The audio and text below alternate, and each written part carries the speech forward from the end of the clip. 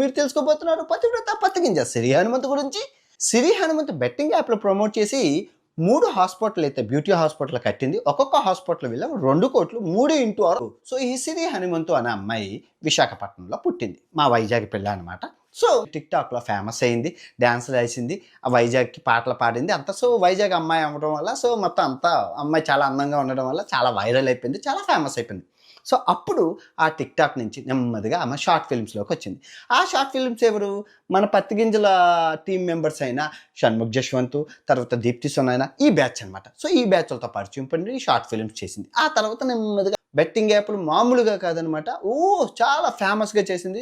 ఎన్ని మందో అంటే చాలా రోజుకొకటి గంటకొకటి నిమిషానికొకటి చేసుకుంటూ బోల్డ్ డబ్బులు సంపాదించేసింది. ఇంకో ఆప్షన్ లేదు. ఆ తర్వాత చిన్న పార్లర్స్ అండ్ బ్యూటీ పార్లర్ అంటే చిన్న పార్లర్ కాదండో, బ్యూటీ పార్లర్ హాస్పిటల్. ఒక సిట్టింగ్ 80,000 రూపాయలు, మీరు వెళ్ళి చెక్ చేసుకోవచ్చు.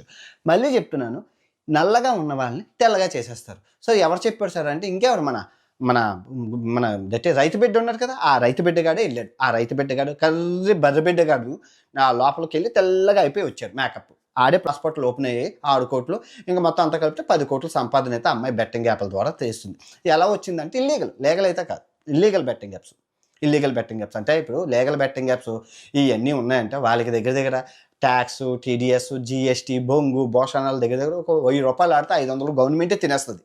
కానీ ఇక్కడ అలా కాదు, ఈ 500 వీళ్ళు తినేస్తున్నారు. 50-50.